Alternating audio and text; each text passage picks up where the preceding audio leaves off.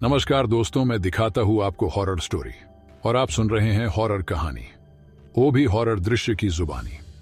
दोस्तों, आज फिर से लेके आया हूँ एक ऐसे ही डरा देने वाली कहानी, एक स्कूल का छात्र और प्रिंसिपल की आत्मा की कहानी।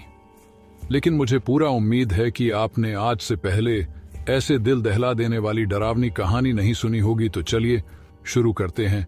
इस कहानी को रात्रि का समय था।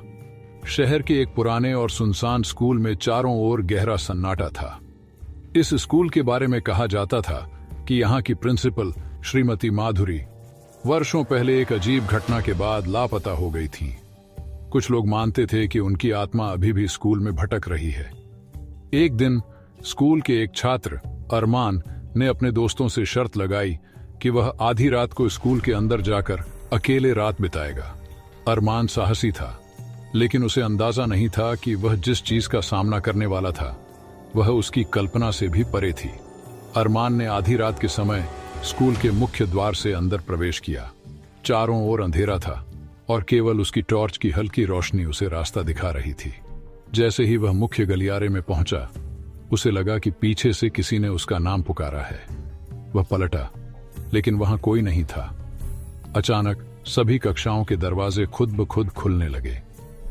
हर कमरे से हल्की हल्की फुसफुसाहट की आवाजें आने लगीं। अरमान के शरीर में डर की लहर दौड़ गई, लेकिन उसने खुद को संभालते हुए आगे बढ़ने का फैसला किया। चलते चलते अरमान स्कूल के सबसे पुराने कमरे, प्रिंसिपल के कार्यालय तक पहुंच गया। यह वह जगह थी जहां से श्रीमती माधुरी आखिरी बार देखी गई थी। अरमान ने दरवाजा खोला और अंदर प्रवेश किया। कमरे में एक पुरानी कुर्सी और टेबल के अलावा कुछ नहीं था, लेकिन तभी टेबल पर रखा एक पुराना रजिस्टर अपने आप खुल गया। रजिस्टर के पन्नों पर लिखा था, मेरा इंतजार मत करो, लेकिन अगर तुम यहां तक पहुंच गए हो तो सच जानने के लिए तैयार रहो। अरमान ने पन्नों को पलटना शुरू किया। तभी खिड़की के बाहर से जोर की आवाज आई। उसने देखा कि एक धुंधली परछाई खिड़की के पास खड़ी थी। अरमान ने हिम्मत करके खिड़की के पास जाकर देखा। अचानक वह परछाई आकार लेने लगी और उसके सामने प्रिंसिपल माधुरी की आत्मा प्रकट हुई। उन्होंने अरमान से कहा, तुमने मेरी शांति भंग कर दी है, तुमने यहां क्यों कदम रखा? अरमान कांपते हुए बोला, मुझे सच जानना है, आप यहां क्यों हैं? माधुरी की आत्मा ने एक ठंडी हंसी के साथ जवाब दिया, सच इतना आसान नहीं है। मेरी मौत का रहस्य इस स्कूल की दीवारों में छिपा है, लेकिन याद रखना, हर रहस्य जानने की कीमत होती है। माधुरी की आत्मा ने अरमान को बताया कि उसकी मौत केवल एक दुर्घटना नहीं थी, ये एक साजिश थी। उसने अरमान को प्रिंसिपल कार्यालय की अलमारी में छिपी एक फाइल निकालने को कहा। अरमान ने जैसे ही अलमारी खोली, एक पुरानी फाइल उसके हाथों में आ गई। फाइल के कागज पीले पड़ चुके थे, लेकिन उसमें लिखी बातें अरमान को हैरान करने के लिए काफी थीं। उस फाइल में लिखा था कि स्कूल में एक छात्र का अपहरण हुआ था और माधुरी उसे बचाने की कोशिश में अपनी जान गंवा बैठी। लेकिन उस छात्र का क्या हुआ और माधुरी की आत्मा को अब तक शांति क्यों नहीं मिली? अरमान उस फाइल को हाथ में लिए खड़ा था। उसकी आंखों में सवाल थे और दिल में डर। उस फाइल में एक नाम लिखा था, संजय कुमार। संजय के बारे में स्कूल के पुराने रजिस्टर में दर्ज जानकारी ने अरमान के रोंगटे खड़े कर दिए। रजिस्टर के मुताबिक संजय स्कूल का सबसे होनहार छात्र था, लेकिन एक रात वह अचानक गायब हो गया। उसके बाद प्रिंसिपल माधुरी भी लापता हो गई। अरमान की आंखों में आंसू भर आए। उसने अपने आप से कहा, अगर ये सब सच है तो उस बच्चे का क्या हुआ होगा? क्या उसे बचाया जा सका? तभी उसे फाइल से एक कागज का टुकड़ा गिरता दिखा। उस पर खून से लिखा हुआ था, तुम सच जानने के लिए तैयार हो? यह देखते ही अरमान के दिल की धड़कन तेज हो गई। अरमान ने जैसे ही फाइल बंद की, चारों ओर एक अजीब सी हवा चलने लगी। खिड़कियां और दरवाजे जोर से बजने लगे। माधुरी की आत्मा प्रकट हुई। इस बार उसकी आंखों में दर्द और गुस्सा दोनों झलक रहे थे। उसने अरमान से कहा, तुमने जो देखना शुरू किया है वह तुम्हें अधूरा नहीं छोड़ सकता। अब तुम्हें इस खेल का हिस्सा बनना होगा। अचानक कमरे में तेज रोशनी हुई और माधुरी की आत्मा ने अपनी कहानी सुनानी शुरू की। उसने बताया कि कैसे वह रात संजय को बचाने के लिए स्कूल के सबसे पुराने और डरावने हिस्से वहां जो हुआ वह दिल दहला देने वाला था। माधुरी ने अरमान को दिखाया कि उस रात तहखाने में क्या हुआ था। वह संजय को खोजने के लिए वहां पहुंची थी। तहखाने की दीवारों पर अजीबोगरीब निशान थे। तभी अचानक एक अजीब सी परछाई ने माधुरी पर हमला कर दिया। उसने संजय को बचाने की कोशिश की, लेकिन दोनों के चीखने की आवाजें गूंज कर रह गईं। माधुरी की आत्मा रोते हुए बोली, मैंने अपनी जान दे दी, लेकिन उसे बचा नहीं पाई। अरमान की आंखों में आंसू आ गए। उसने कहा, आपने अपनी जान देकर भी सच्चाई छुपाई क्यों? माधुरी ने जवाब दिया, क्योंकि यह सच्चाई दुनिया के लिए बहुत खतरनाक है। माधुरी ने अरमान से कहा कि स्कूल का तहखाना केवल एक साधारण जगह नहीं है। यह एक प्राचीन शक्ति का घर है जो आत्माओं को बांध सकती है। उसने बताया कि उस रात संजय का अपहरण करने वाली परछाई उसी शक्ति का हिस्सा थी। वह शक्ति अभी भी सक्रिय है और जो कोई भी तहखाने के पास जाता है उसकी आत्मा को कैद कर लेती है। अरमान ने साहस जुटाकर पूछा, क्या अब भी संजय की आत्मा वहाँ है? माधुरी ने सिर झुका लिया और कहा, हाँ, वह अब भी वहाँ है।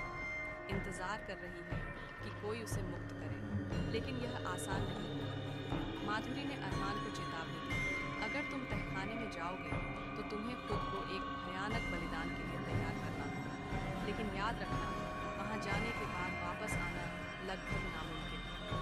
अरमान ने बिना डरे कहा, अगर मैं एक मासूम आत्मा को बचा सकता हूँ तो मैं कुछ भी करूँगा। जैसे ही वह तहखाने की ओर बढ़ा, माधुरी की आत्मा ने आखिरी बार कहा, सावधान रहना, क्योंकि वहाँ केवल अंधकार और भय तुम्हारा इंतजार कर रहा है। तहखाने का दरवाजा धीरे धीरे खुला और अरमान ने अंदर कदम रखा। लेकिन जैसे ही उसने पहला कदम रखा, उसे लगा कि उसकी आत्मा किसी ने जकड़ ली है। क्या अरमान तहखाने की खतरनाक शक्तियों का सामना कर पाएगा? क्या वह संजय की आत्मा को बचा सकेगा या वह खुद एक और शिकार बन जाएगा? जानने के लिए बने रहे मेरे इस वीडियो में। अरमान ने अंधेरे तहखाने में कदम रखा। दीवारों पर अजीबोगरीब खून के निशान चमक रहे थे। हर कदम के साथ उसे महसूस हुआ जैसे कोई उसके पीछे चल रहा हो। उसकी आंखों के सामने संजय का मासूम चेहरा घूम रहा था। अरमान ने खुद से कहा, अगर आज मैं उसे बचा नहीं सका तो शायद उसकी आत्मा कभी चैन नहीं पाएगी। इस भावना ने उसे आगे बढ़ने की हिम्मत दी। तभी उसने एक कोने में संजय की आत्मा को देखा। संजय एक गहरे अंधेरे जाल में कैद था। उसकी आंखों में डर और उम्मीद दोनों थे। अरमान ने उसकी ओर बढ़ते हुए कहा, मैं तुम्हें यहां से निकालूंगा, चाहे इसके लिए मुझे अपनी जान ही क्यों न देनी पड़े। जैसे ही अरमान ने संजय के पास पहुंचने की कोशिश की, तहखाने में गूंजती हुई एक डरावनी हंसी सुनाई दी। वह परछाई जो माधुरी की आत्मा ने दिखाई थी, अब पूरी तरह प्रकट हो गई। वह एक भयानक राक्षसी रूप में थी, जिसकी लाल जलती हुई आंखें और विकराल दांत अरमान की हिम्मत को चुनौती दे रहे थे। राक्षसी परछाई गरजते हुए बोली, तुमने यहां आकर सबसे बड़ी गलती की है। अब तुम भी मेरी दुनिया का हिस्सा बनोगे। अरमान ने डर के बावजूद कहा, अगर तुम मुझे रोकना चाहती हो तो पूरी ताकत लगा लो। मैं संजय को यहां से लेकर ही जाऊंगा। राक्षसी परछाई ने अरमान पर हमला किया। वह उसे अपनी काली ऊर्जा में जकड़ने लगी। अरमान दर्द से चिल्लाया, लेकिन उसने हार नहीं मानी। उसने महसूस किया कि केवल प्यार और बलिदान की शक्ति ही उस अंधकार को खत्म कर सकती है। अरमान ने अपनी जान की परवाह किए बिना अपने शरीर और आत्मा को एक ढाल में बदल लिया। उसने संजय को जाल से खींचते हुए कहा, तुम्हें जीने का अधिकार है और मैं तुम्हें इस अंधकार से मुक्त करूंगा। अरमान की बलिदान की भावना ने परछाई को कमजोर करना शुरू कर दिया। जैसे ही अरमान ने संजय को जाल से बाहर निकाला, तहखाने में एक अद्भुत रोशनी फैल गई। माधुरी की आत्मा प्रकट हुई और उसने कहा, अरमान, तुम्हारा प्यार और साहस ने इस राक्षसी शक्ति को हमेशा के लिए खत्म कर दिया है। परछाई जोर जोर से चीखने लगी और अंततः गायब हो गई। संजय की आत्मा अब शांत हो चुकी थी। उसने अरमान से कहा, आपने मुझे नया जीवन दिया, मैं आपका हमेशा आभारी रहूंगा। माधुरी ने अरमान को आशीर्वाद देते हुए कहा, तुमने जो किया है वह अद्वितीय है। अब यह स्कूल और इसके लोग सुरक्षित हैं। अरमान स्कूल से बाहर निकला तो उसे महसूस हुआ कि वह केवल संजय को नहीं बल्कि खुद को भी बचा चुका है। उस दिन के बाद स्कूल में कभी भी कोई अजीब घटना नहीं हुई। अरमान ने अपने अनुभव को सबके साथ साझा किया और लोगों को सिखाया कि भय और अंधकार को केवल प्यार, साहस और बलिदान से हराया जा सकता है। हर अंधकार में प्रकाश की एक किरण होती है। हमें केवल अपने अंदर की हिम्मत और विश्वास को जगाने की जरूरत है। ये कहानी इस बात की याद दिलाती है कि प्यार और बलिदान की शक्ति किसी भी बुरी ताकत को हरा सकती है।